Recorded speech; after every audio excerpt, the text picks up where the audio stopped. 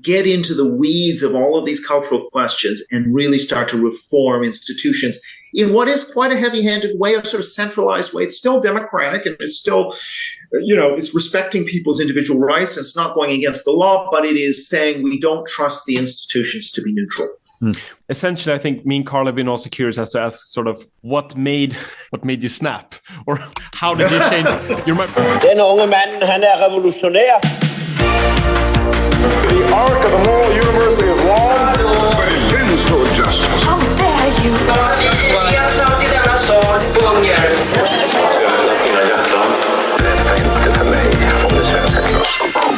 It's great to have you on, Eric. I have to show you. I bought your book back in 2018. Oh, fantastic. It's a really thick and heavy book. And I think you were one of the first people who sort of articulated in this sort of, I'd call it mainstream sense, but also it's very meticulously drawn from the demographic trends. And that's the thing I think has been lacking from the discourse. It's always been like people trying to interpret sort of populist wave, and basically if you're a populist you have a take, and if you're an anti-populist you have a take. But your, I think, case was fascinating when it came out, and it's even more sort of relevant today, I think. So it's great to have you on. Well, thanks very much, Carl. Okay, well, let's just kick it off then. One of the things we're trying to figure out with the podcast and our conversations is how to develop new political ideas in a country such as Sweden.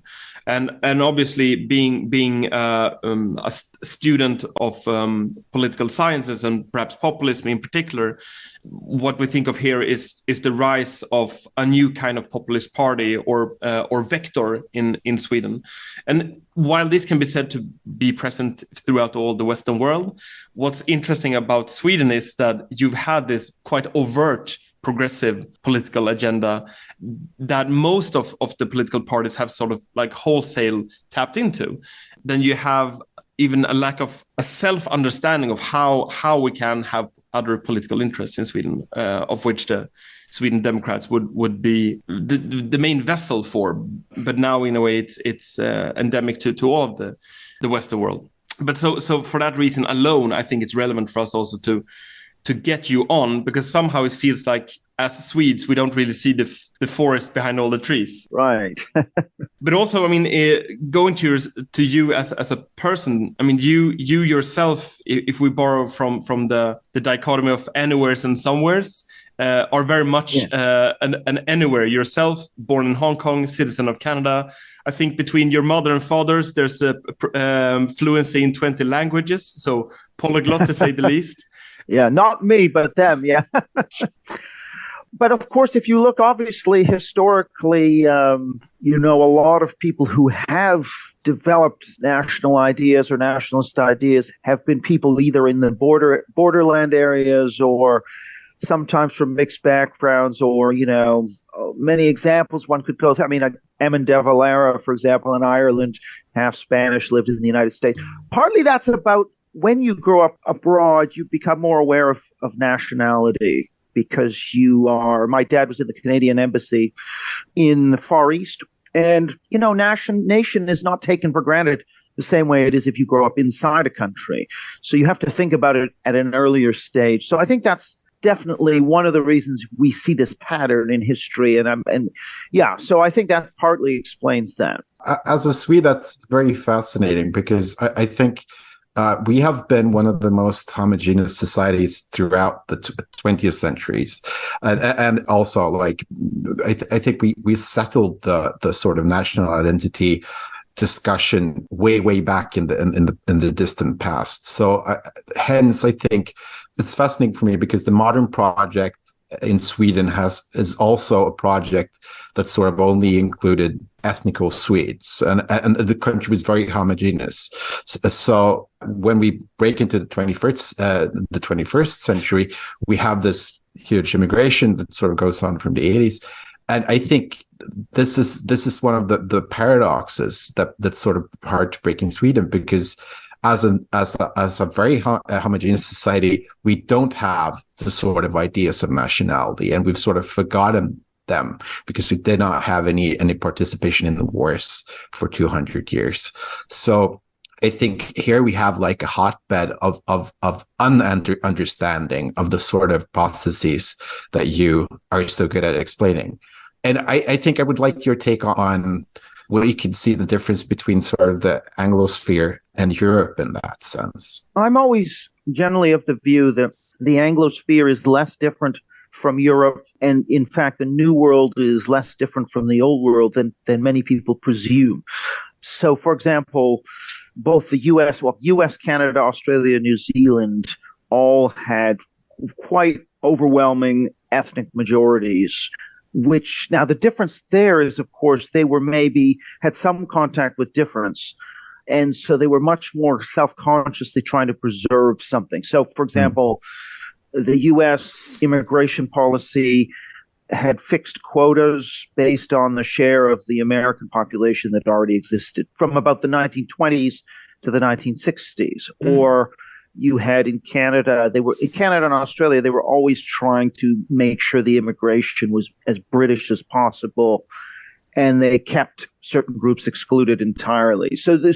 But the point is that the whole society was envisioned around an ethnic majority the same way it was in Europe. And so when you start to get this liberalization occurring, it's the same debate, really. It's all about, oh, you're a racist if you want to conserve a particular ethnic configuration, or if you want to make distinctions amongst different types of immigrants, or even if you want to slow down the immigration flow. So I actually think it's pretty similar. And in Sweden, for example, if I'm from Canada, and I would say that, this whole rush towards a very kind of culturally, what I would call the cultural left, a very progressive, multiculturalism. Let's be super sensitive to minority feelings. Let's not talk about immigration because that's not very sensitive.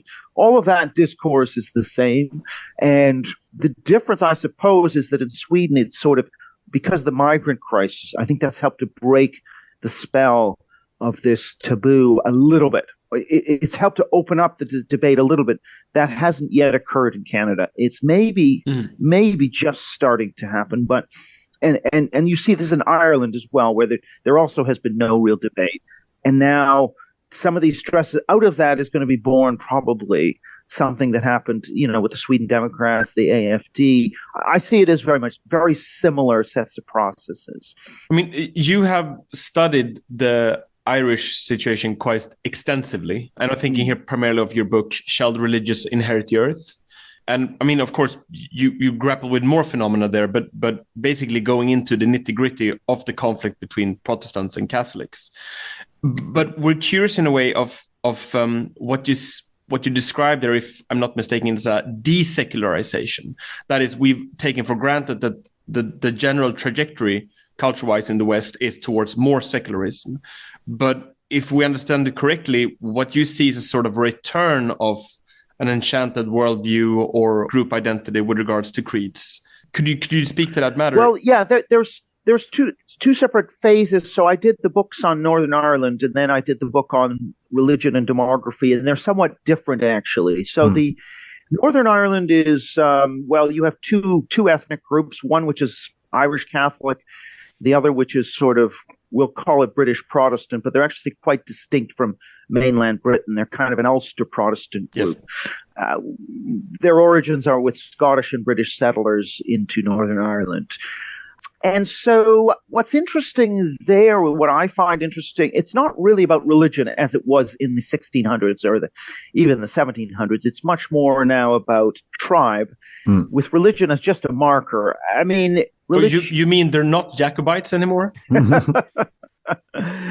It's really about, orange and green. It's about which colors you wear. And it's not, now, the level of religion is higher than in mainland Britain, but it's not massively higher. But what's interesting there, I suppose, for me, is that it's an exception in many ways to what's happening in the Anglosphere and in the West. So you have history still lives in the minds and hearts of the average citizen much more than it does in mainland Britain. So you have commemorations that occur several times a year. You have popular histories that are written. You have mass associations. The Orange Order, which is the one I studied on the Protestant side, every lodge has, they first of all, there's communications from the center down to the lodges.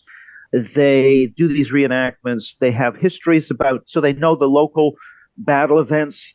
And so you have more of this sense of the past living in the present much more than in other parts of the West, or in many parts of the West. And also you have this kind of almost a rebel history. So just regardless of what's being taught in the schools, you have this popular history and popular memory that is reproduced outside the state. And so that shows you a way in which you can resist, perhaps. I mean, if all history is becoming woke in schools, and they just want to teach about how colonialist your society was, this provides a counter to that. And so, yeah, I just thought that was quite interesting. Now, the other thing, of course, is that these Catholic Protestant struggles also occurred in North America. So in Canada, for example, the Orange Order, nobody knows this because this is memory hold in Canadian schools, but, Canada's first prime minister, I think 4 prime ministers were members of the Orange Order. They were every mayor of the city of Toronto from the 1870s to the 1950s, provincial premiers, all of this history was completely hidden. And so that's sort of what got me interested in this in the first place. Because if I remember correctly, Ontario was like the Boston, in the sense of Boston being the hotbed of Irish republicanism, sending funds over to Ireland. Ontario had that same sort of function for the Orangist side or for the Loyalist side. Is that correct? Well, that sort of. I mean, the Orange tradition in Ontario became more indigenized. So it became, you had, it's not just Irish Protestants, but you had Scottish, American Loyalists. You had even German and others who were members. So it was kind of a more sort of, it changed shape when it went into Canada, but it was very pro-British, Britannic, and Empire, and all of that was very important to it. And so, to be in the police, to be in the mayor, to be on the Toronto Transit Authority, all of these jobs were for the boys who were in so that kind of setup, the way the Irish Catholics ran Boston is the same way Toronto was run. And so, that's interesting, and nobody knows this in Canada. It's totally, they don't want to know this perhaps, or it's just something that nobody's interested in because that's the bad old British Protestant past, and we're trying to be multicultural. And so that's, so that is kind of just shows you how these different parts, very important parts of history can be completely airbrushed away because they don't fit with anything that the country is trying to promote right now. Speaking of how it doesn't fit, I think my closest reference to what you're describing is from The Wire, where the police force is essentially Irish culture in their drinking habits and how they think of themselves as the boys. Well, it's interesting because the Irish Catholics in the East Coast cities of the U.S. were, they were kind of an immigrant group. They were second class in the 19th century. And then as you start to get into the 20th century, they've worked their way up the police force. Then they become the mayors. And then eventually they kind of become a dominant group themselves. Like Boston, they become a dominant group. And then the whole thing, it gets inverted. And so somehow, things like the St. Patrick's Day parade and these other sort of symbols of Irishness somehow now are starting to be associated with whiteness and with the establishment. And so you've seen this whole thing invert, which is really interesting. But I think that's the sort of common theme I think we have everywhere. You've written several books on the topic from different vectors, but tribe is really a thing that is emerging now out of sort of the shattering of this sort of modernist consensus. Because now we have the sort of contrast in countries like Sweden. Maybe it might be a poor choice of words, but I think everyone understands because what culture was once homogeneous, we now have a very different demography, but also we have a split between, I think, traditionalist people who sort of want to embrace tradition, and also people who are radically, one could call them woke for lack of a better term, cultural revolutionists, basically. And this is a thing we see all over the Western world. So hence tribe is becoming something important. Yeah, absolutely. And I don't think it ever was unimportant. But of course, the more the demography shifts, the more people are aware that this is something that they're losing. And then you get a defensive reaction. It's a bit like to some degree, the decline of the Irish and Welsh languages was the beginning of Irish and Welsh nationalism. Yeah. And I think so maybe we're seeing something like that here. And then, of course, if you go through American history, when you started to see the significant shifting demographically, and this was with the Irish Catholics coming in certain East Coast cities. That was the first wave where you saw what's known as the Know Nothing, or the American Party. Sorry, can you unpack that? Well, this is the most successful third party in American history, called and they were called the American Party. So you started to get very large-scale Irish Catholic immigration after the famine in Ireland in the 1850s, to the point that the Irish became the majority, or close to the majority, in Boston and a couple of East Coast cities. And so what you had was this Protestant backlash. Of course, the U.S. was, the free population was 98% Protestant at the time of basically almost entirely Protestant, like 98, something like that, up until the 1850s. And then you started to see this change. And then as a reaction to that change, you suddenly had anti-Catholicism, and you had this American Party, which I think it got about a quarter of the vote, which in a two-party system with that's quite something, and has never even been touched since. I'm trying to remember what Ross Perot, but that was in a primary. That wasn't actually in an election. This is in a federal election. And if it wasn't for the Civil War, people said that if it wasn't for the issue of slavery in the Civil War, which split the Know Nothing movement into its southern and northern components, they would have won the presidency. So this is a sort of hugely important phenomenon in American history. Now, I could then you had the Civil War, and you had the Irish Catholic immigration sort of went down after that, because Ireland wasn't that large a place. But you then get into the 1890s, and the same forces are coming again, because you're starting to get more Catholic immigration. This time, sort of, especially as we get into the late 1890s, coming from Southern and Eastern Europe, Italy, Poland, these places. And the Anglo-Protestant share was coming towards 50% around 1920, and then you had the same, what's called nativism, what we would call kind of immigration restrictionist, anti-Catholic populist movements spring up and enact a whole series of restrictionist immigration laws, culminating in the 1924 law, which says, well, we're going to have an immigration flow that matches the ethnic composition of the existing population, and every country has a quota, and they're not allowed to. So the quota for Italy was really small compared to the number of people who wanted to come. And so they instituted these quotas, and that lasted until the liberalization of the mid-1960s in something called the Hart-Celler Act of 1965. Now, there was a slight liberalization in the 50s, but largely resisted. And so this 60s really represents a shift. By the way, in the 60s, Canada and Australia also relaxed their kind of more, if you like, ethnic quotas, and it became much more of a kind of ostensibly colorblind system. And that's when we get the big demographic shifts. Of course, in Europe, it's something different. Europe used to always send people, and then Europe became a net importer of people. And then so Europe's change happens also, maybe a little later in Sweden than it does in some other countries like Britain. But it's all kind of happening around the same time. I think that's interesting, because I think the only cultural memory of that I can sort of grasp for is basically Gangs of New York, where you have that sort of split very visible between Daniel Day-Lewis's character, who's nativist, and the Roman Catholics.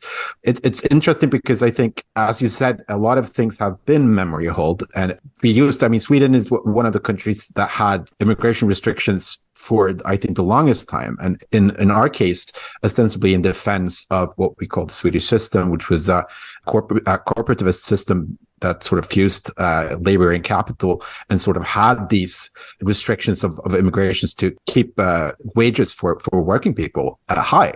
And this was the stated goal of the Social Democrat Party for a very, very long time, until basically the 90s.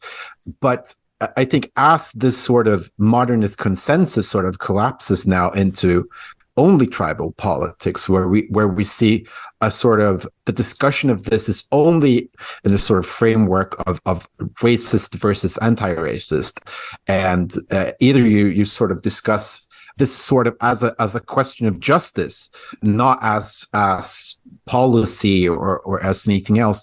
And I would like to, maybe if we could chart that sort of change, where sort of race becomes this issue. Is it a question, do you think, of demography, of the white sort of group becoming more less than, of course, you go from 98% to in the US of having this sort of Protestant identity, until now where we see in places like California and I think Arizona, there is a white minority. Yeah. And just to clarify, I think Carl's question in a way is also a way to segue over to your most recent book that's coming out next year, Taboo, where race becomes this taboo topic. So it fit quite neatly into the demographic changes you just described, into the cultural shift from, like, say, mid-1900s onwards. So that is a really interesting question, and I think this is where we need to look at the shifts that are occurring within liberalism and within the left. You mentioned the corporatist system in Sweden. In the case of, let's take the United States, the unions were at the forefront of immigration restriction. The American Federation of Labor, the Knights of Labor, all of these groups going back in the 19th century and the 20th century were the strongest voices for restriction because they wanted to keep wages high. And it was always a coalition between the unions and the patriotic societies and some conservative intellectuals. That was kind of the coalition that was at the forefront of restriction. And they had populist support as well from a large, particularly the rural mass of the population. And the U.S. was predominantly a rural country up until 1920 majority. And so what occurs by the time we get into the sort of, it's really as late as the 60s that the shift in the mentality of the union leadership. And what's occurring is that the intellectual left, coming out of the universities, coming out of the left-wing elite cultural publications, increasingly starts to take over some of these institutions at the top, or the leadership will be marinated in some of these new ideas. Maybe it was Fabianism in Britain, although there's some interesting overlaps between Fabianism and eugenics.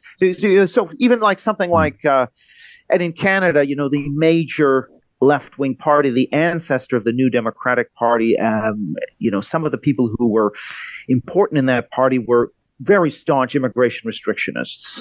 We have to explain this shift on the left away, and in fact, the Marxist left believe that allowing in people from less developed, less advanced societies would make it harder to have socialist revolution.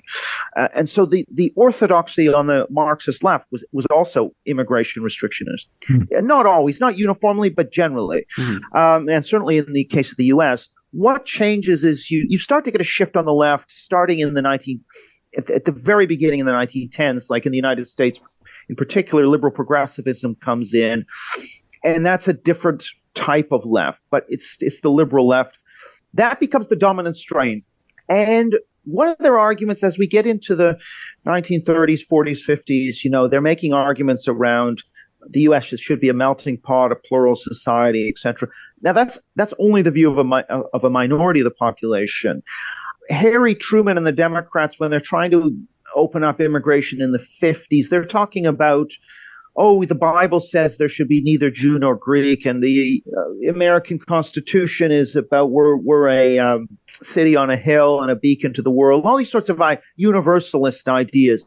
That's sort of the way they thought about it. But there wasn't this kind of anti-racist sting as much. Yes, there were people saying, my Jewish and Italian friend are as good an American as you, Puritan and whatever. So you have some of that kind of moralistic language, but doesn't seem to be taken as seriously until we get the sort of race taboo coming in mid-1960s with the civil rights movement, the end of Jim Crow segregation in the South. And suddenly you have this story that just seems to suddenly capture the imagination, and overnight you get this sudden change. There's a story Paul Krugman in the New York Times says, everybody in Long Island, they repainted their black coachmen on their front gates white instead of black. And all of a sudden, and Shelby Steele also talks about it, that the whole society was delegitimated overnight almost. And yeah, I think we're living through that revolution, the rise of that taboo, and then it infects everything. It starts to infect immigration. That's racist to talk about immigration. Of course, the other thing, the immigration flow had shifted away from Southern and Eastern Europe, not totally, but more towards Latin America, Asia, etc. And so it was more of a racial thing, a racial difference, which mapped onto that new race taboo. And then by the time we get to Europe, it's the same sorts of. Now, I'd say in Europe, like Britain, the popular race taboo did not come into place until the mid 70s or 80s. So, much later than the American race taboo, which became more widespread earlier. However, at the elite levels, you can already see in the writings of British elites when they were discussing the Commonwealth Immigration Act to cut off access for the whole British Empire to Britain. Those sorts of anti-racist discourses were already important in the early 1960s. And so this taboo, it just seems to have arisen in several places at once. And until we actually find a way of unpicking it, making it more of a proportional thing rather than a tripwire, then I just don't think we're going to be able to get out of these questions. And that is something that we should return to. Basically, what are the antidotes going forward? But I wanted to get back to what you mentioned. I was like, almost overnight, you have the shift, because I can see this like change from, as you said, first from the US, you have change in policies, and then in the UK, and perhaps further down the road, you get to somewhere in mainland Europe or Sweden. But this anecdote of overnight changing the stance with regards to race or ethnicity, that's the kind of thing you would find in a country like Sweden, where you have room for one general opinion at a time. So it's could you unpack as to, I mean, how do you are we talking about a sort of what is the word I'm looking for? Cumulative change that then brings about a qualitative shift. Like, how can we understand these kind of, do we find these kind of changes in other areas of policy, or is it particularly with regards to ethnicity or race? Well, there is a certain literature on taboos and deviance, so the taboo over being gay or sex before marriage, or, some of these things have declined. Taboos rise up and then they fall away. And it's interesting to see how that happens. The way it happens is people just make an accusation like, you're a racist. And if that isn't resisted in some effective way, that becomes where the taboo moves to. So if they say, reducing immigration is racist, and nobody makes an argument against that, then suddenly that's the new taboo. Now, if somebody comes along and says, no, it's not racist, in fact, it's vital for a whole bunch of reasons, and you're not listening to the people, and we're just going to do it. I mean, to some degree, for example, the rise of the Sweden Democrats or the AFD has helped to not entirely break the taboos, but it's helped to push some of these taboos back a little bit. Or the case of the U.S., Donald Trump's takeover of the Republican Party on the basis of making the border a key issue for him, has helped to break taboos against discussing immigration within the Republican Party. So on the right of the spectrum in the U.S., that taboo has actually been pushed back. So there's this whole game of declarative speech acts and resisting those speech acts, and taboos can ebb and flow over time, as we saw with the taboo against homosexuality or something. I mean, that has sort of, or sex before marriage, that's kind of changed, whereas the other taboos around racism have expanded. If you look at the rise of if you look at public opinion surveys in the U.S. from the 1940s until the 1960s, you can slowly see public opinion becoming more non-racist. So, yes, blacks shouldn't have to sit at the back of the bus in streetcars, or, in terms of they should have an equal chance at a job. These are sort of like in 1944, probably the U.S. public was split 50-50 as to whether a black person should be treated equally in terms of accessing a job. So, but then over time, by the 50s, some of these nursery rhymes that were racist, catch a tigger by his toe was catch a nigger by his toe. That's sort of shifting, slowly starting to happen in the 50s. And so you kind of, I think, hit this tipping point where, that quantitative softening of attitudes just then suddenly leads to this sacralization of race. Race becomes sacred, and suddenly there's a flip. And now, in 1965, a report on the black family, which was just, they were getting out of wedlock birth rates of 25%. Now that's nothing. The whites have got more than that. But back at the time, that was quite revolutionary. And the report was saying, this could be quite a big issue for the black community. Of course, it's been a massive issue. He was absolutely right. Daniel Patrick Moynihan, Democratic Party senator, the report was labeled racist. It was basically shelved. That's the first time we see this taboo now starting to encroach into what we might call reason and starting to shut out more and more and more areas of life as being beyond the pale of debate. One more question. Sorry, Kalle, I want to know what you want to come in, but one more question on who the taboo affects. Because if you look at someone like the Sweden Democrats, it's only really when they get into parliament, into power, where you start to see the real allergic reaction from other parts of the state, from media, from how politicians debate this. I mean, the reference to basically the references to the 1930s are by now on an almost like if not every day, like a weekly basis. On the one hand, in the general populace, I think I follow your reasoning that a greater ability to talk about these issues, but within the intelligentsia or the circles where you move, I would say that that's primarily where the space for these issues have become more taboo or contentious. And the corollary to that in the US context would be that it's only with the Trump presidency that, while he of course might have mobilized part of the Republican Party, it's also with regards to the allergic reaction from the rest of civil society, the state, it's the political opponents. If Trump is against COVID restrictions, they are for COVID restrictions. So the issue transmutes into different ones. And you mentioned this children's song, "Catch a Tiger by its tail" or toe. Toe, yeah. And where the original was "Catch a Nigger by its toe." In Sweden, you would have cultural productions or movies where you could make fun of the tension with regards to ethnicity or race. Most famously in the children's movie Sunes Sommar, where the father of the family, Sunes father, is trying to get coffee, and then a whole basketball team from the US catches him red-handed stealing the coffee. And of course, these basketball players are African Americans. Yes. And they say, "Oh, and what do you call these?" They point at chocolate balls. And of course, in Sweden at the time, they were called nigger balls. So he tried to say, right. "Well, they're called nigni." No, they're called the... Well, take it easy. All we want is coffee. Yeah, take it. And I'll have one of those. Oh, yes. By the way, what do you call those? We call them no. We call them wienerbröd. Wienerbrods. Oh, no, you don't. And this is a 1995 movie, I think. Yeah. The Europe is a bit later on a lot of these taboos, and you can see this whole debate over the Black Pete thing in Netherlands, for example. Yeah. But also in Britain, even up until the 1980s, you would get racist taunts at black players on the field and bananas thrown at them. This would be unimaginable in the U.S. in the 1980s. That's not to say there was no racism. There was racism in certain areas of the U.S. But I think this taboo very clearly starts in America and then works its way over to Europe later. And of course, they didn't have the internet. You still had more of a delay between when things started in the U.S. and when they show up in Europe. But now, of course, it's almost synchronous. There's almost no delay at all. What I would say, of course, is I also think that I don't think there's a big change recently.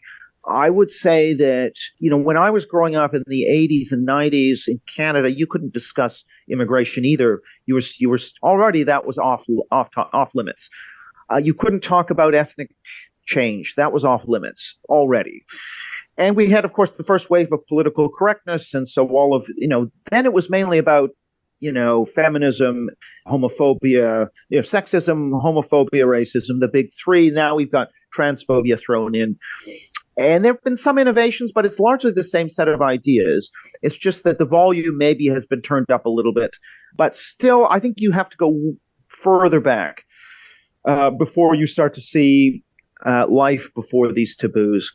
And so now these taboos are infiltrating every corner of human life to the point that, going hiking, going skiing, the countryside, all of these are racist now. And so it's just the working out of that logic, which starts, however, with that hypersensitivity and multiculturalism of even the 70s, really, 70s and 80s. So I trace these things much further back. I think we're going to have to unpick the entire package in order to sort of arrive at something sane. I mean, you talk about the fascist scare, so there's this term called Red Scare, sometimes used in the U.S. McCarthyism was one instance where everybody's a communist. There's a communist hiding behind every stone. There have been those periods in like U.S. history. One was in the 1920s, one was in the 50s.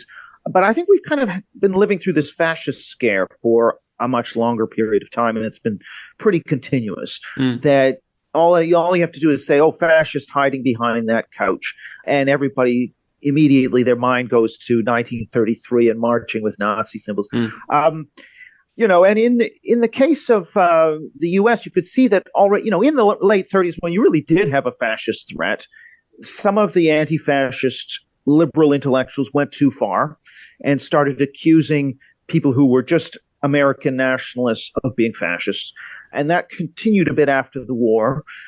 But it never had the same power. It had a certain amount of power, but it wasn't able to carry everything before it the way these accusations do now, where they control all these institutions. Because that's the other part of it, is that this sort of the people who I would call cultural socialists, they now control all the institutions, and they set the tone in these institutions, whereas in the past, these institutions actually, they reflected a mix of other influences that are sort of remnants from a further period in the past. So they weren't completely, the tone, the institutional culture was not so totally saturated with these kind of left modernist, i.e. cultural socialism plus liberal modernism. That's now the orthodoxy in all these institutions, and including the school system, including the university system, the media. And this is why they're having such reactions, these disgust reactions. You get a disgust reaction when there's a violation of a taboo. If I started going to the toilet at the dinner table at a nice restaurant, you'd have this reaction because these are social taboos that have been woven into what's called the social construction of reality, everyday reality. You're supposed to shake a hand this way. You're supposed to kind of embrace a woman this way. You're supposed to not go to blow your nose on the tablecloth. What's happening here is it's the same thing, this taboo around racism, which has become highly, highly ultra sensitive. Any violation leads to the same reaction you'd have as if someone blew their nose in the tablecloth. And that's, I think, explaining the kinds of things you're talking about. I think it's really interesting that it's almost beyond like cognition. It's more to do with like a visceral reaction. Kalle, I come to think of your favorite book, Road to Wigan Pier. Orwell's you know the quote I'm thinking. The quote I'm thinking about. You go ahead. The problem with the working class is that they smell. Yeah. All right. and that's the sort of social taboo we have now, and that's sort of very finely ties in with both your points, which is sort of the politics we have now is one of basically disgust for. I mean, Sweden is very, very literally like this, because Sweden Democrats are a party basically of what people here in Stockholm think of as peasants, and they do smell, and hence there's sort of a class aspect to it as well, because if you want to be let into polite society, you don't blow your nose on tablecloth. You do not speak of certain subjects. Hence, if you live in a sort of highly developed service economy, this is the problem, because everyone who's sort of sensible enough to obey taboos will sort of be indoctrinated by this view of the world and of politics. Hence why you only get the sort of a populist response to this, which is lowbrow, which is sometimes crude, or sometimes just like troglodyte internet stuff.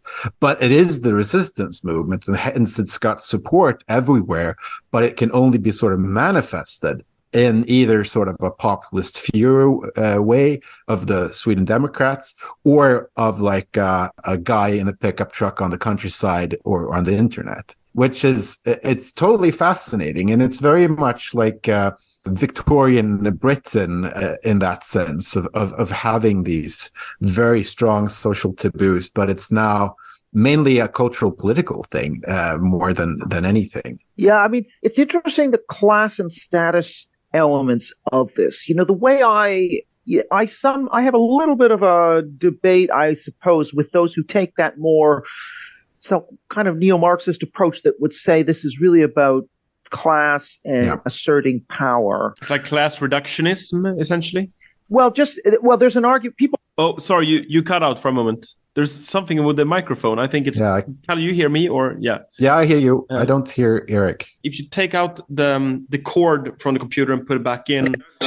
Hey, can you hear me now? Yes, now I can hear you. Okay, all right. just sit slightly closer to the computer so your audio. Yes, okay. Yeah. Sorry, you were saying. Right. Remember me. What was the last question again? We were talking class and the class aspect. You were the tendency to reduce this to class. Neo-Marxists, who I presume are somehow your friends still. No. Yes, they are. I'm asking for a friend. So yeah. So you have quite a few people like Rob Henderson or Michael Lind or Batya Sargon or a couple of others who would argue this is kind of like a new part of what it means to be part of the new upper class, is to have this sensibility. My view is that you start with the ideas which become seen as the right ideas, and then those ideas people herd in behind them. Mm-hmm. So it becomes prestigious to have the right ideas. And so in 1890, the right idea was temperance, restriction of alcohol, restriction of immigration. Those were the right ideas. By the time between 1890 and the 1920s, there was a shift, and those ideas lost power in the elite. And they were I'm talking about the U.S. case, and they were replaced by a set of other ideas. One of which was that you shouldn't ban alcohol. Another, gradually, after 1910s, was this idea, at least in kind of liberal Protestant circles, that immigration was a good thing and you shouldn't restrict it. And now, of course, there were other elite ideas like eugenics, which was also had quite a bit of prestige. So you had and the eugenicists were important for immigration restriction because you had the popular anti-Catholicism, which didn't have a lot of respectability in the elite. But then you had the kind of eugenic ideas. So race was seen as forward-looking. Heredity was scientific and forward-looking. Religious bigotry was backward-looking. So Catholic was not respectable, but race thinking was respectable. That was in the 1910s period. That was starting to be challenged, but only at the edges. So you have these kind of high cultural trends as well, like romantic nationalism. You read Rousseau and what he says, Polish children, they should only be taught by Polish teachers and people who are proud of Poland. All of this is coming from what would be the extreme left of the time. So, so there are different high cultural trends, but when we move into the 20th century, the high cultural trends now are all modernist and liberal. They're all about the individual against the collective. They're anti-tradition. And then increasingly, they are more and more egalitarian, after the 1960s, but to some degree, even before the 1960s.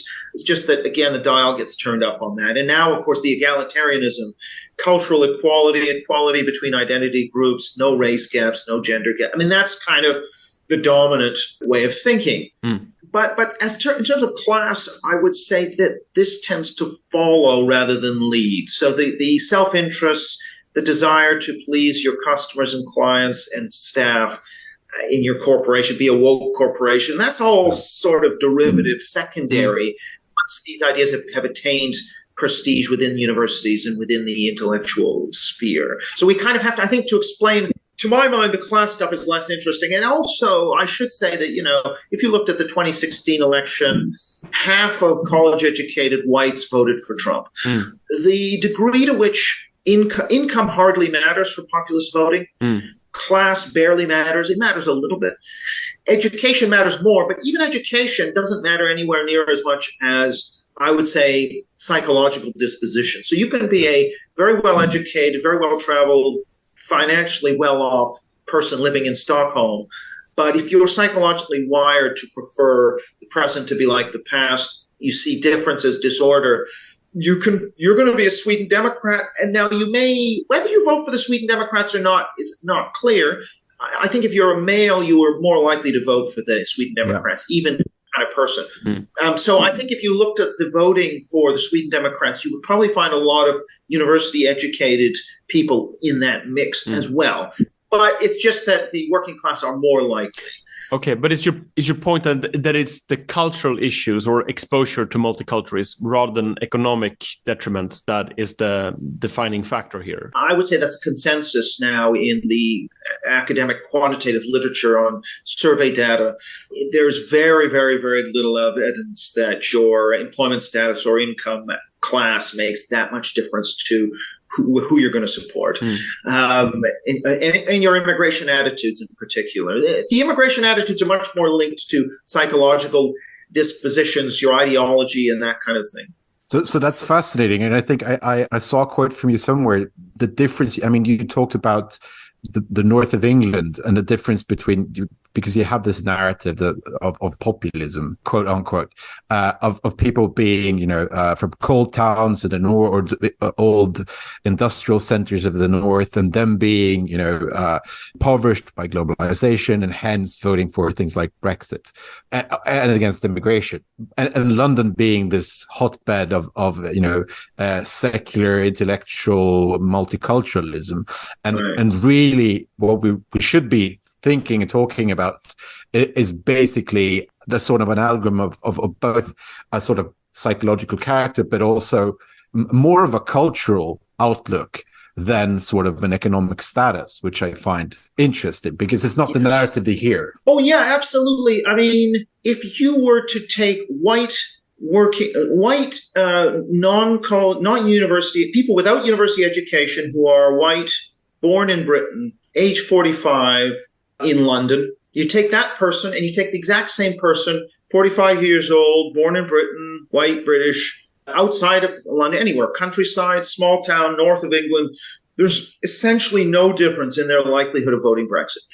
So the only difference is that London has fewer, as a proportion, fewer people that don't have a degree, fewer people who are old, fewer white British people, and has more ethnic minorities, more college educated, and more young people.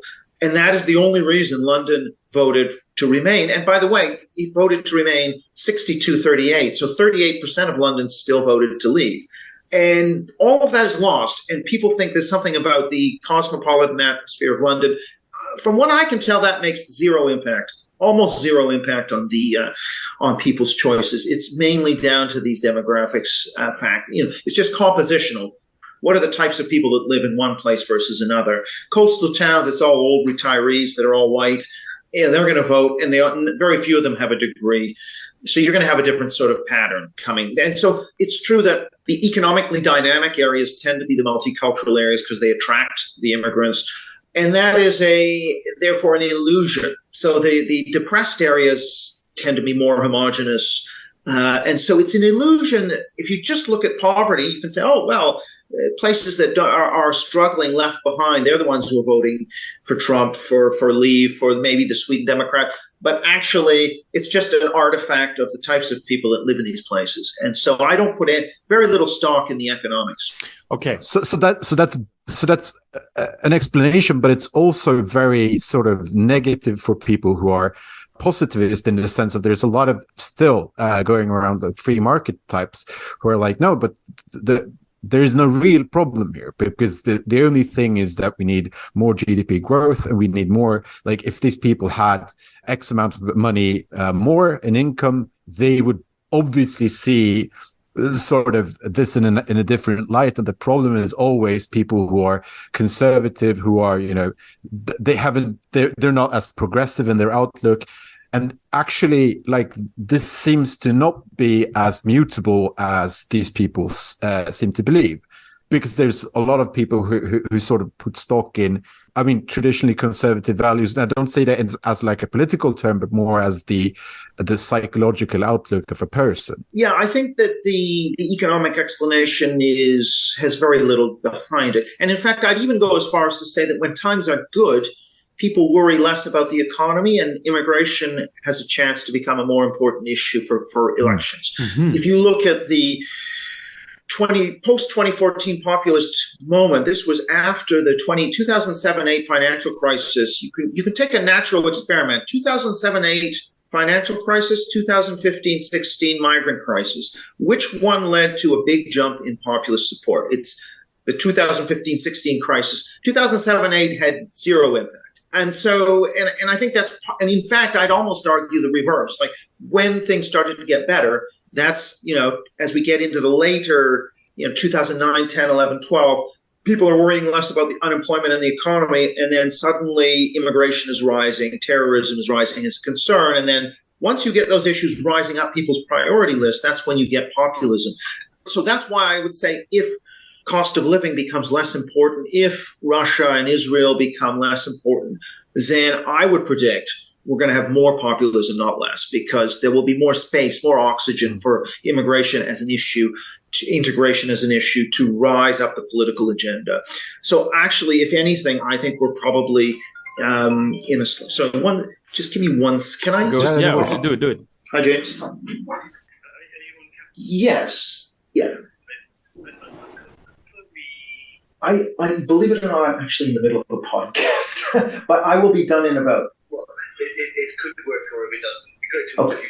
Yes, I definitely want to meet. Okay.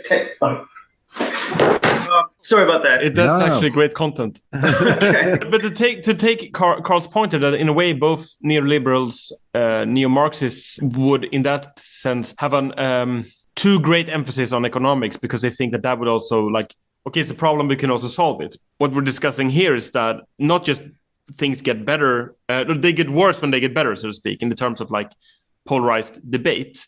Yeah. But another way of saying that is that it's then perfectly rational from someone who is a progressive to maintain high migration rates. And if you look into the kind of demographic patterns, that hasn't changed too greatly, irrespective of if it's been Labour or Tory in power. This, of course, your colleague Matt Goodwin has laid out in polls as well, or in stats, that these rates keep going up, so to speak. And without sounding too much like Peter Hitchens, that the Conservative Party is not conservative at all. But in a way, what I think is interesting with regards to previous conversation on Ireland and the backlashes we're seeing there with regards to migration, and also in the UK where you sort of have a impetus for a reform party. It's interesting to see in a way your take on what the political landscape will look like going forward if it is the case that if not demography, then culture is destiny. Yes. I mean, what will the political landscape look like going forward? I think you're right, first of all, that both left and right have a strong pro-immigration streak. The conservative parties, the business lobbies are very closely connected with the conservative parties, the business donors. The MPs tend to be drawn from university, where they were attracted to the right mainly for free market ideas. At least that used to be the case. Maybe that's changing as the mix of ideas that's coming through, say, alternative media and podcasts is a little more NatCon and a little less LibCon. Yeah. Maybe there will be a shift in that young generation. But at least through the 80s and the 90s, you look at a lot of the Tory MPs, they were attracted by Hayek and by Thatcher and the free market ideas. So you have the free market ideas plus the business lobbies and donors. They are setting the direction of the Conservative Party. And in Britain, they're a very important force in the Republican Party in the United States and any conservative parties. And on the left, you've got this sort of what I would call the cultural socialists or the left modernists. And so they're dominant there too. They're both pro-immigration. It's interesting, in New Zealand, where Ardern promised to reduce immigration from 80,000 to 40,000. She was on the left and was being resisted by the right party, who were not making that promise. Canada, where they've got a ridiculous level of immigration under Trudeau, the so-called populist Conservative Party leader, yes, he's good on some things, but he has refused to challenge Trudeau on the numbers question. So I think this shows where, in both cases, it's partly about being politically correct and abiding by a taboo, but also it's about business lobby. And so, yeah, how do you then, I don't see any way out of this other than a populist party threatening. So right now, the Reform Party in Britain they've broken 10%. They're now costing the Conservatives Party. Already the Tories are well down in the polls, but the debate is going to be, well, did the Tories lose because they moved too far right and therefore their voters switched to the Labour Party, or they moved too far left and therefore their Labour switched to the Reform Party? But the fact the Reform Party is there is very important. UKIP did the same thing. UKIP under Nigel Farage forced the Conservative Party to the right on immigration in Europe. Now, of course, it then betrayed, it did Brexit, but it betrayed on immigration. And so now the question is going to be, what is the fallout going to be? So the dynamic I see is that the challenge must come first from the populist right. That then forces the center right into a rethink and makes it say, or perhaps the center left, like in Denmark, into a rethink, and then they adapt as a result of this challenge. I think that's the only real way to make progress. And it doesn't matter if that's in a first-past-the-post system like Britain or the US, or whether it's in a proportional representation system as in Europe. Maybe you can help me on this, because I'm constantly having a struggle of thinking, what's the most important driving force here, in the sense of, we've talked about these taboos, we've talked about sort of how they were created, but they're perpetuated by a system. I mean, a person like Cartesian would call it the cathedral, but you could call it academic institutions. You could call it, the end product of the long march through the institutions, who believe that these taboos are not only necessary, but basically just a start for launching sort of a further progressive project. And we see, I think, in a country like Sweden, who now has a ostensibly right, conservative, liberal government, it's very hard to get things done because you have institutional resistance from all the lobby groups, all the academics. In a country where you cannot produce, for instance, statistics on things like crime, et cetera, because well, it's been taboo to do so. It's very hard to formulate policy, and it's hard to also, you could see this in Trump's case. I think it's the seminal one where he sort of wins the sort of battle, but loses the war, in the sense that he does not have any institutional support at all. And this is, I think, what sort of conservative politicians around the West are afraid of, because they go into power to try to do things, but then they get this heavy resistance from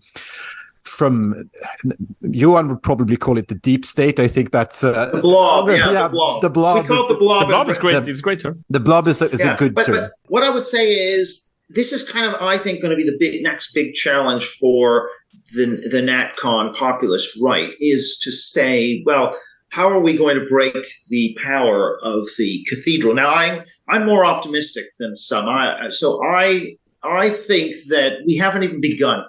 If you look at, for example, let's take a case of success. The American Supreme Court, which, this used to be run by liberals. And then there was a conservative legal movement with the Federalist Society at the helm. And what the Federalist Society does is it vets candidates, scores candidates so that they can be placed at different levels of the U.S. court system by incoming Republican administrations. And they've managed to shift the composition of the Supreme Court that way. And so what that is saying is, we know that all institutions drift left, so we're going to consciously resist that by politicizing these institutions and placing people with our values in those institutions, because we do not trust the established members of this institution to reproduce the institution in a fair and balanced way. And I'm afraid we're going to have to increasingly recognize that is reality. So this means a withdrawal of trust from institutions. It also means the centralization of, at least in theory, the possibility to centralize power away from these institutions. And so, I don't, clearly with a court, you have to, it's protecting rights. That's very important, but you can at least politicize selection. The next stage is, I think, the politicization of the bureaucracy and the civil service. And that's starting, I think, to happen. Again, the U.S. is probably out front on this.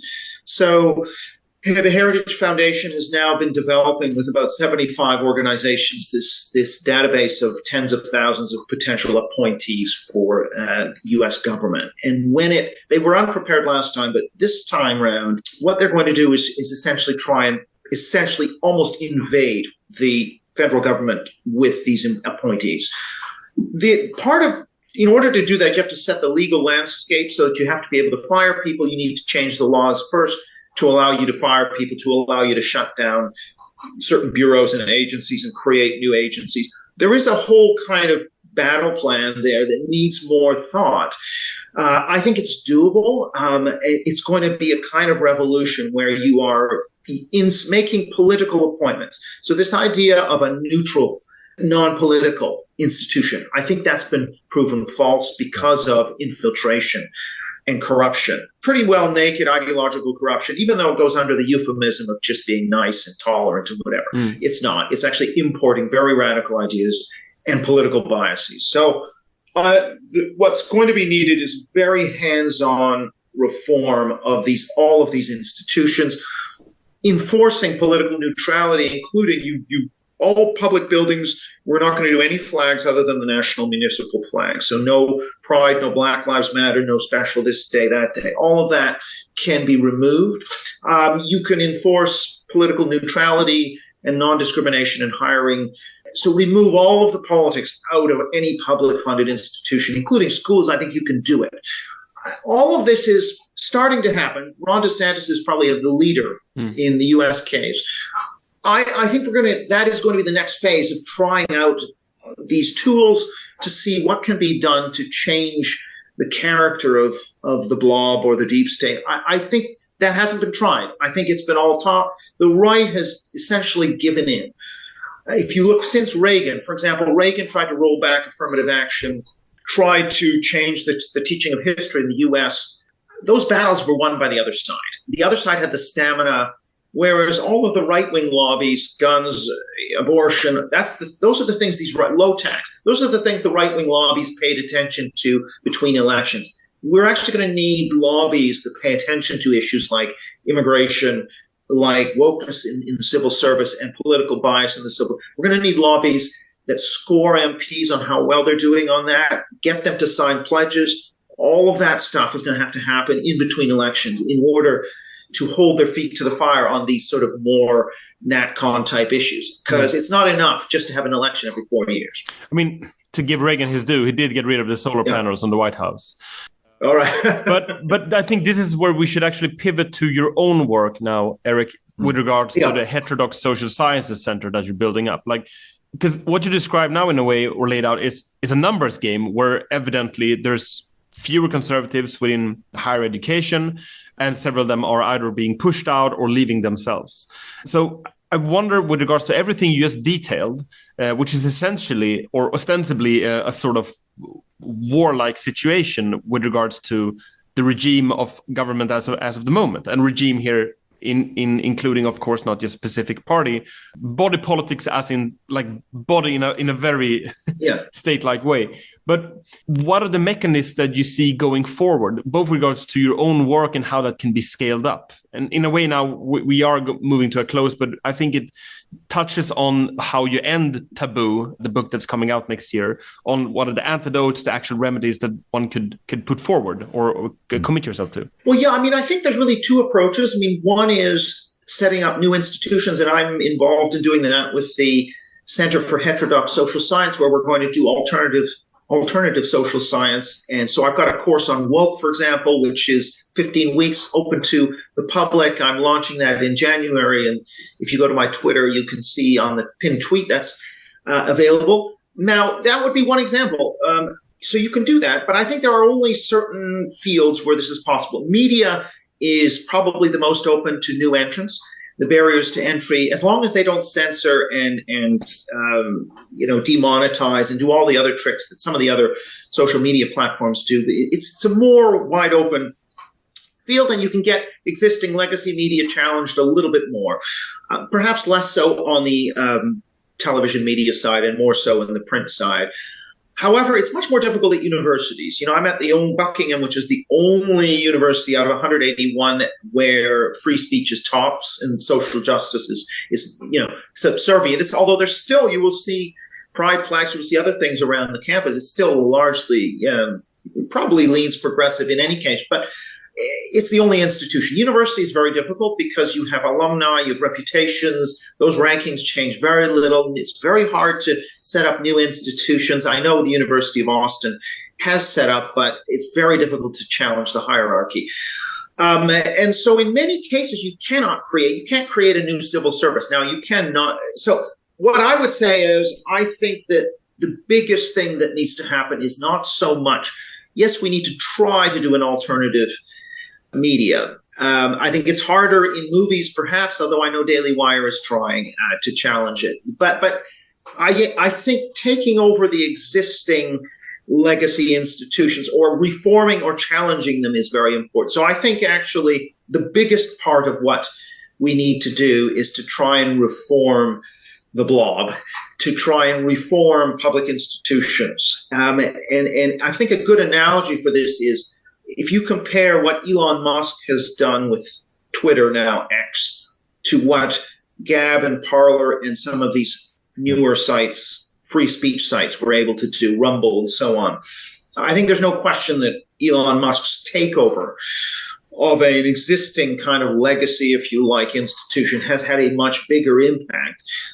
And likewise, I would expect, for example, that reforming public schools, preventing them from teaching critical race and gender ideology and indoctrinating, is going to be a lot more important than allowing school choice and new schools to be set up. Because I don't believe those, even if you have school choice, most of the people are going to choose based on criteria that do not threaten progressive orthodoxy. So just get my kid into the top university, get them ahead. That's all that I care about. And so even with a private system, some of the worst offenders on the woke stuff are in the private system. So I don't believe in school choice, setting up new institutions as an alternative. I think you should do it. It's going to have an impact in media, but its impact in the institutional space is going to be a lot more limited. So I'm an interventionist. I don't believe. Now, I am a procedural liberal. I believe in the rights of the citizen, for example, and I don't think government should be intruding into the rights of the citizenry. But I do think that, for example, governments intruding into the autonomy of public institutions like universities and schools is perfectly legitimate in a democratic system. I don't believe institutional autonomy is as necessary for liberalism. I think that institutions must earn their right to be autonomous, to earn the trust of the population. If they break trust by becoming ideological, then they should lose that autonomy. And so that is essentially, I actually see a centralization of power into elected government, which the people have a say in. They have no say in these institutions. I think elective government needs to penetrate and reform these institutions to remove the political coloring of these institutions. I think that's perfectly legitimate. And to some extent, that's the principle of the U.S. Supreme Court. We don't trust this institution to be neutral. And so we are going to have to politically contest it. I think we've just got to expand that philosophy to a wider set of public institutions. Yeah, I think that's a really good point, because I think, especially in this country, we've been doing a lot of so-called reforms under their banner of sort of democratization. And it's always been towards the left side of the spectrum. It's always meant, under the cover of night, let's make this a more leftist institution by making it adhere to certain rules. And I think that this is a great point, because I think in a country like Sweden, like Canada, and like the UK, who has, for instance, state media, which is very powerful, this is a must. And I think the sort of the libertarian view that has come out of the right for the last 30 years has been inadequate to the task and really needs to be done away with. Yeah. I mean, you can see, for example, and I think, like, right now, okay, even though I am in favor of abolishing the Canadian broadcasting, or government funding for the Canadian Broadcasting Corporation, which is the position of the Conservative, I think his approach in Canada is really, well, if we, this is really an economic issue, and if their services are valued by the public, then they'll be able to generate revenue. My view is the problem with that is the CBC will then be privatized and will become, well, it's already as woke as it can possibly be, but I don't think that's enough. I think it would be almost better to keep the CBC within public control and ruthlessly enforce political neutrality. So the BBC has some pressure in Britain to be politically neutral, but the people who oversee it from the Conservative Party have gone native. They don't want to ruffle feathers. Yeah. That's the problem. You need somebody who is going to fire people, who's going to leak to the media, who's going to take a much more adversarial position and say, no, we're going to track you using big data, and you are going to, and then we've now got big data we can track very closely. You're going to be neutral down the line. And I think we can do that. We have to get our hands in dealing with content, school lessons, school history, what is being taught, interfere with that, not just say, oh, well, we'll have private schools where they can teach classics and do non-woke stuff. To my mind, that sort of free market solution is not going to work. It's only going to work at the edges. It's great if you're a super well-informed parent, but for most of the kids, they're still going to be indoctrinated, and you're still going to have the problem of, 2/3 of young people who think James Damore should have been fired by Google. So yeah, I think we are going to have to get into the weeds of all of these cultural questions and really start to reform institutions in what is quite a heavy-handed way, a sort of centralized way. It's still democratic, and it's still, it's respecting people's individual rights. And it's not going against the law, but it is saying we don't trust the institutions to be neutral. We waited with one quite fundamental question till the end because we're coming to a close now. Yeah. But essentially, I think me and Carl have been also curious as to ask sort of what made you snap, or how did you change your mind? Because in a way, the way you reason around these things is very much from the outlook of a reformer, or maybe we should say a reforminator. but I would say like that puts you already in a minority with regards to how academics even view their own work and deed as of the moment, more thinking of a sort of status quo preserver, and they might think of themselves as doing that for some sort of universal notion of justice. But we ask this question also in part because these are the kind of questions that people like yourself who want to change the system but receive pushback. Like, okay, so why are you doing this? What happened to you? And of course, we could retort back, well, what happened to academia? What happened to our liberal colleagues or progressive colleagues? But do you see what we're trying to grasp here? I'm never somebody who was a progressive and became a conservative. I don't think my views have changed much since about age 10. So I think however I was formed psychologically or environmentally, maybe it was growing up abroad, right? I think that's no doubt a big part of the of the picture. I've always felt like an alien in these institutional settings, and this is going back to the late 1980s and early 90s when it was all about political correctness and multiculturalism. Those are things I instinctively disliked from the start, and thought were strange from the start. And I can't really explain why, but for whatever reason, that was never part of something I could see the logic of. And maybe I always like to understand what I'm buying before I buy it. Whereas maybe more people will just kind of go along with it, or maybe it was something I was more interested in. I've always been interested in culture. And so therefore I took these things more seriously, whereas other people, they might have just, it would have just washed over because they're mainly interested in paying mortgages, cars or the economy, or getting money or whatever. So I think those are some of the reasons. I never went through a Marxist phase. A lot of right-wing intellectuals did go through these kind of Marxist phases. I can't claim, like David Goodhart, I can't claim to have done that. So, I don't think my views have actually changed all that much over. I've been always somewhat of a national populist type conservative. I was to some degree a bit more attracted to free market ideas in the past. It's not that I reject those ideas, but I sort of understand the problem with too much economic dislocation. And, I still haven't reconciled myself to unions, but I understand that you need to be able to protect workers. It might be through helping, through the welfare state, which I've always supported. So I don't know. But I don't think my outlook has really changed a lot. It's more that things have kind of changed around me, so even this thing about wokeness. I was already to some degree, I won't say getting in trouble, but ruffling feathers in the early 1990s on some of these questions.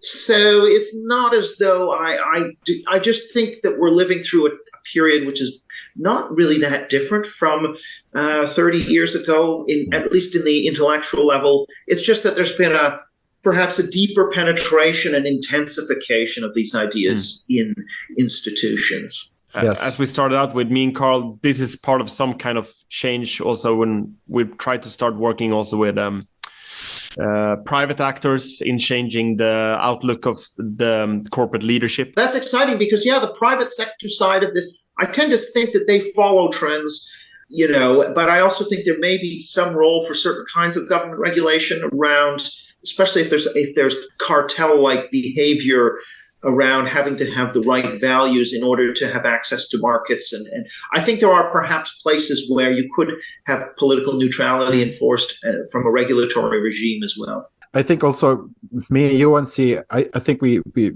try to run, and Johan is involved with this in Sweden a lot, and running events for people in who are sort of heterodox thinkers in the private sector and who have the sort of mindset that I think you have, and I think we share to a degree as well, of being in opposition to the current sort of trends. And I think mobilizing them and sort of also giving them sort of information and a bit of hope is really a thing that's not done, because I think a lot of left sort of types go into academia and become the sort of experts, and there are a lot of people sitting with sort of clenched fists in the private sector and thinking, just what am I paying taxes for?